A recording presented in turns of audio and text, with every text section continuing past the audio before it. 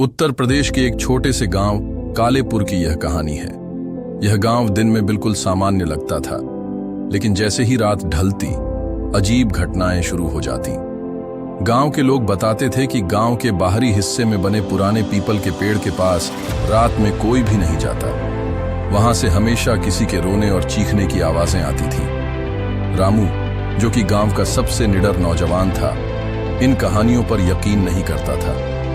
एक दिन उसने दोस्तों के सामने अपनी बहादुरी साबित करने के लिए रात को उस पेड़ के पास जाने की ठान ली। आधी रात का समय था, चांद बादलों के पीछे छिपा हुआ था और चारों तरफ घना अंधेरा छाया हुआ था।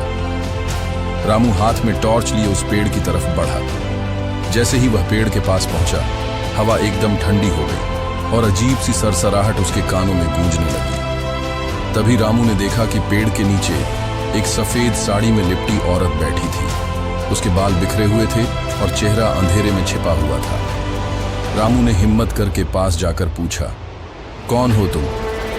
औरत ने धीरे से अपना चेहरा ऊपर उठाया। उसकी आंखें जलती हुई अंगारे जैसी थीं और चेहरा भयानक था। रामू के पैरों तले जमीन खिसक गई। वह डर के मारे पीछे भागा, लेकिन उसके पैरों ने साथ छोड़ दिया।